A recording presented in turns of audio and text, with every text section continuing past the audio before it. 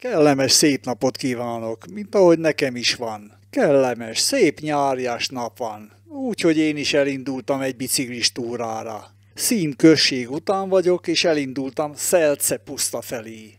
Amint egy 6 kilométernyi combos emelkedő után, hát most már meg is érkeztem, ez itt Szelce puszta. Hát ez a Szelce pusztának nevezett hely, az Aggteleki karsztvidéken található Szín és Jósva fő között terül el egy magaslaton. A turisták által is egy közkedvelt hely. Hogy engem se érjen szó, elhatároztam, hogy én is megnézem ezt a helyet közelebbről is. Akkor hát induljunk, nézzük meg együtt, mi is látható ezen a helyen. Itt vannak az ismertető táblák, hát én is átböngészem egy kicsit, hogy merre is induljak. A tábla szerint Jósva fő, mint egy 6 kilométer, akkor induljunk. Jó pár évvel ezelőtt jártam errefelé, hát most gondoltam, hogy megújítom az emlékeket. Az első rálátásra egy nagyon szép zöld rét, itt beágyazva a hegyek közé, és ahogy látom, az első kaszálás már megvolt. Szerencsére jól látni a kitaposott utat, úgyhogy akkor én is elindulok ezen az úton.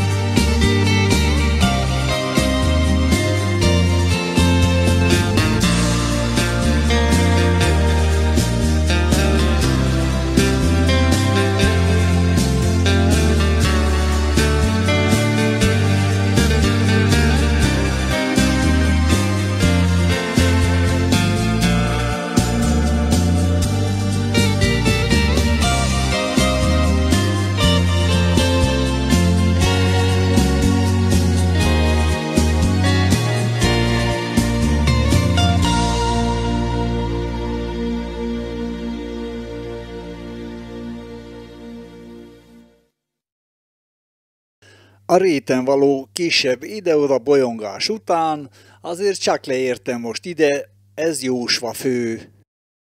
Itt most a patakban egy kicsit letisztítom a biciklimet, a réten néhány helyen akkora pocsolyák voltak, hogy nem lehetett kikerülni, és hát eléggé bepiszkolódott a biciklim. A zsebemben hoztam ilyen szárazabb kekszet, azt most berákcsálom, iszok valami vizet, aztán elindulok Aggtelek felé. És a szemem előtt már föl is tűnt néhány ház, ami azt jelenti, hogy itt vagyok Aggtelek előtt. Ez már jól ismert hely számomra, elég gyakran járok errefelé. Hát Jósva főtől bizony eléggé rendesen emelkedett az út, de hát most már utána vagyok. Hát most már lényegében azon a szakaszon vagyok, hogy legurulok a községig.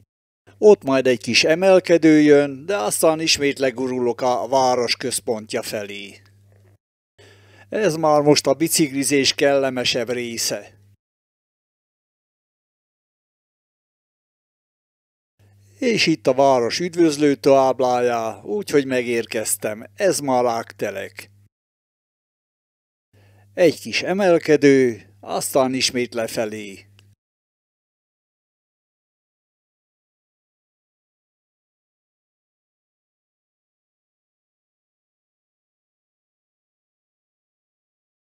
Fent vagyok az emelkedőn, hát most jön egy kis gurulás.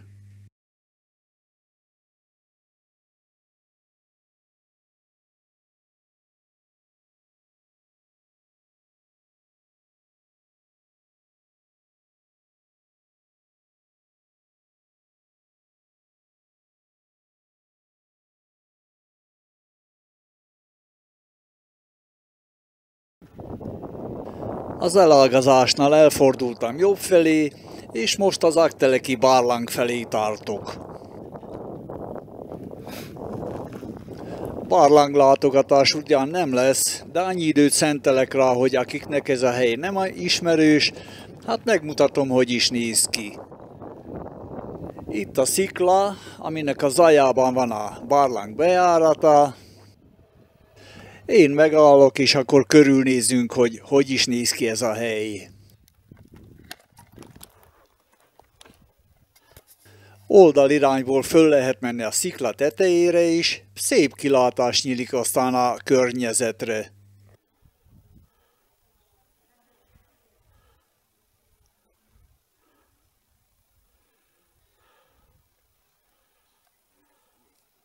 Itt a vendéglő látható, finom italokat, ételeket lehet itt venni, kinek a kedve szerint.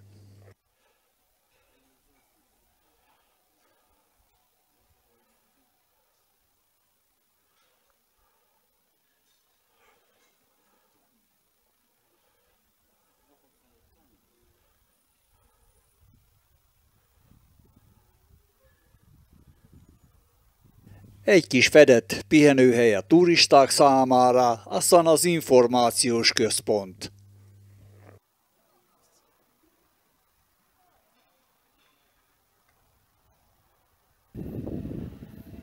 A barlangnál a rövid megálló alatt elgondolkoztam, merre is vegyem az utamat. Induljak a megszokott úton hazafelé, de hát jó erőben érzem magamat, úgyhogy bevállalok egy körutat. Most már ismét a szlovák határon vagyok, lényegében már Szlovákiában, úgyhogy elindulok Pelsőc felé. Azok számára, akiknek ez a hely nem annyira ismerős, elmondom, hogy a barlang, vagyis az Ágteleki barlangnak két bejárata van. Az egyik, amit mutattam, a másik viszont a szlovák oldalon. Annak a helynek a neve a Domicai barlang. Együtt mindegy 25 km hosszú komplexumot alkotnak. Közben meg is érkeztem a Domicai barlang bejárathoz. A hely az kevésbé népes, mint a magyar oldalon. Egy időben ugyan épült itt egy szálloda, de hát rövid életű volt, most már be van zárva. Nem állok meg, csak így a kerékpárról megmutatom ezt a bejáratot. Folytatom az utamat Hosszú Szó felé.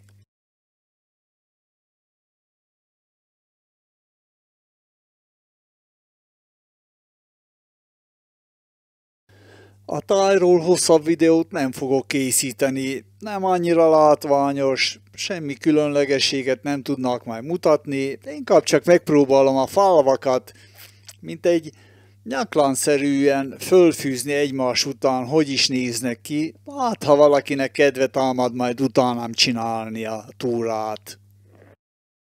És meg is érkeztem, ez Hosszú Szó, Dlhaves. Hát a pontos lefordításban nem egyet jelent, de hát fogadjuk el így, ahogy van. A község olyan 330 méter magasságban van, tehát nem mondható, hogy van egy nagy magasságban. A népessége hát olyan 520 körül van, nem valami nagy település. Egy részét azért bemutatom. A nevezetessége, hát csak amiről én tudok, az az evangélikus templom. Ami számomra emlékezetes, hát az inkább csak az, hogy még itt is jártam a zenekarommal.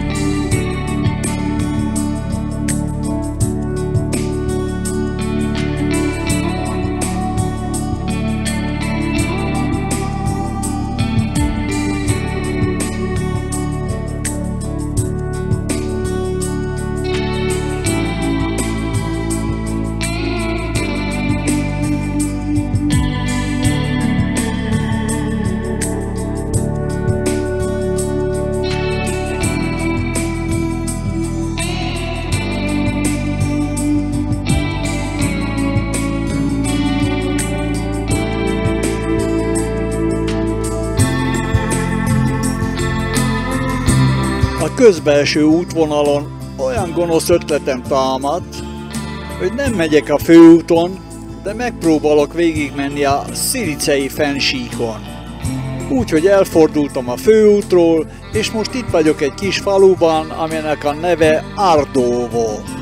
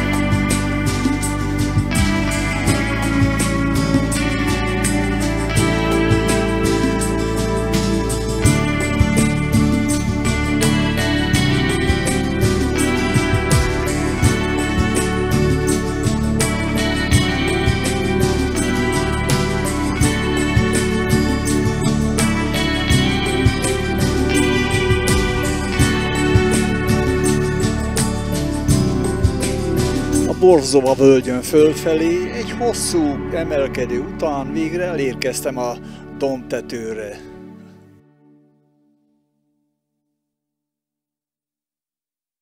A tábla szerint 517 méter magasságban vagyok, hát innen ma egyszerű lesz legurulni Szilicke Brezová, vagyis Borzová községbe. Mit a gadás, egy kicsit elfáradtam. Jól fog jönni ez a kis gurulás, kicsit megpihenek. A falu jól kezdődik, már is a temetővel. Ez szintén egy kis település, mintegy 120 lakosa van. Semmi különösebb adatot nem tudok mondani a településről, hát inkább csak annyit, hogy innen aztán át kell vergődenem valahogy Szilicére, az lesz a legközelebbi település.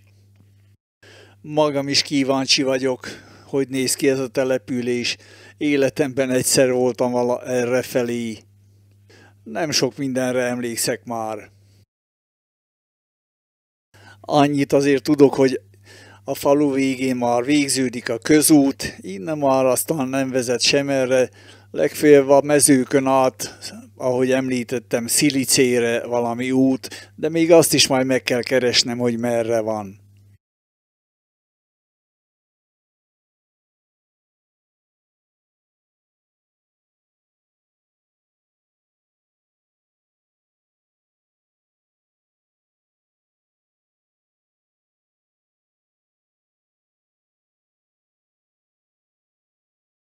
Úgy hiszem, hogy előttem van a település központja, hát itt aztán remélem találok valami táblát, ami majd megmutatja, hogy merre vezet az út a Szilice felé. Hál a teremtőnek, Szilicén vagyok. Hát nem volt ez olyan egyszerű út, mint ahogy én elképzeltem. Bolyongtam erre, arra. Igaz, hogy ki volt jelezve, hogy van kerékpáros út, de hát alig-alig jár erre felé ember, úgyhogy be volt nőve, bolyongtam a réten ide-oda, még aztán nagy sokára, a több próbálkozás után megtaláltam az utat. De hát az is inkább olyan volt, hogy a gyalogosoknak, mint a kerékpárosoknak van. Hát nem azon az úton jöttem, amire én gondoltam, ha bár ki volt jelezve, hogy ez kerékpáros út, de az erdei útban semmi örömöm nem volt. Többet toltam, mint ültem a biciklin.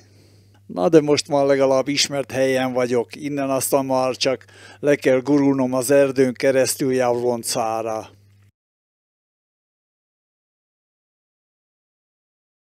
Szilice után vagyok, de itt megállok, megnézem ezt a tavacskát. Ettől azért láttam már tiszta vízű tavakat is.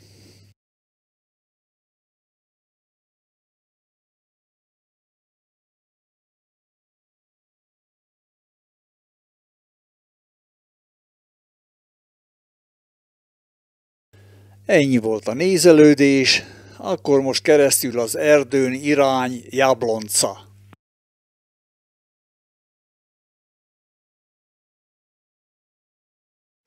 Mint egy jó 6 kilométernyi erdős út után, most már itt vagyok Jablonca előtt, amit látunk, ez a Bikarét. Már csak azért emlékszek ilyen aprólékosan erre a helyre, mert a réten több alkalommal is zenéltünk. Micsoda idők voltak azok!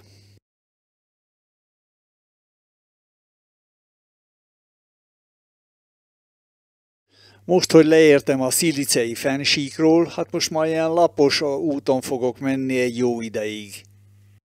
De a táj már változatosabb, vagy csak nekem tűnik úgy, mert most már ismerős helyen vagyok.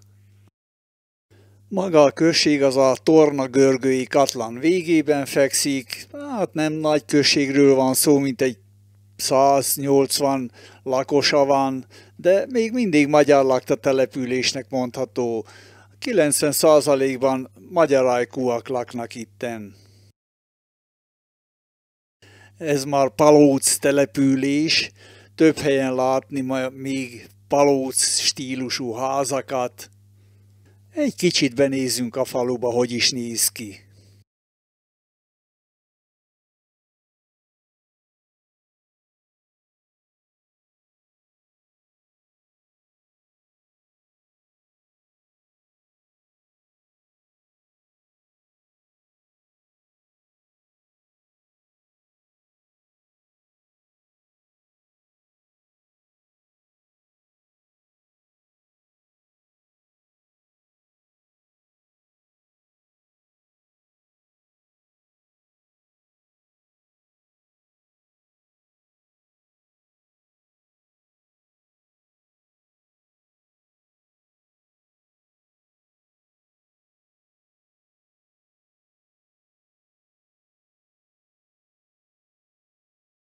Ennyit röviden erről a kis településről.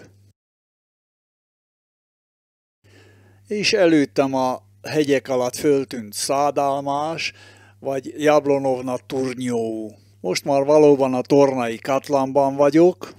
Az eléggé impozáns hegyek, hát az bizony már a szlovák karst hegységekhez tartozik.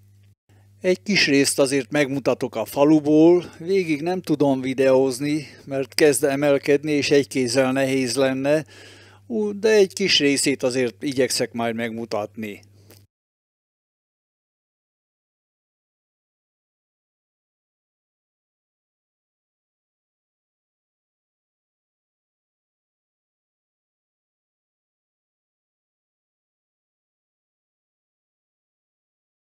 Maga a község az a Torna-Görgő felől húzódó karsthegység alatt fekszik. Egy festői környezetben. Egykor ez a borvidéke volt. Itt a hegyek alatt nagyszámú szőlőültetvény volt. Sajnos a mai időben már egyre ritkábbak a szőlőskertek.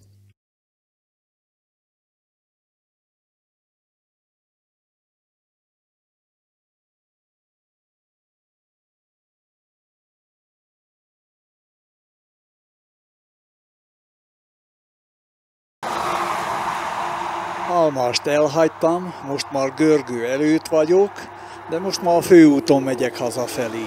Még megmutatom itt a görgői tavakat. Az autós forgalom az elég nagy, bizonyára behallatszik az a videóba is. Hát itt tenyésztik a karácsonyra való pontyokat.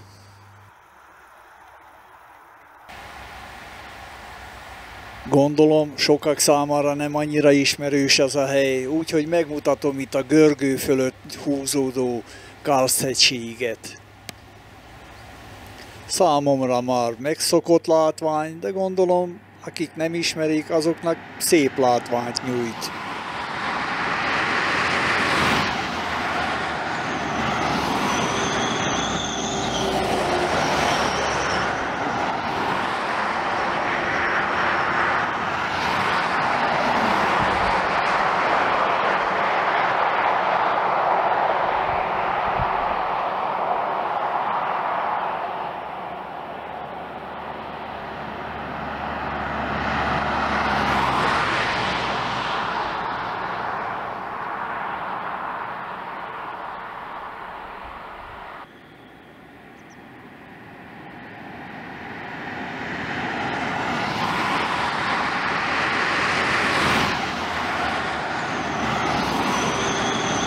Görgő után közeledek Torna felé.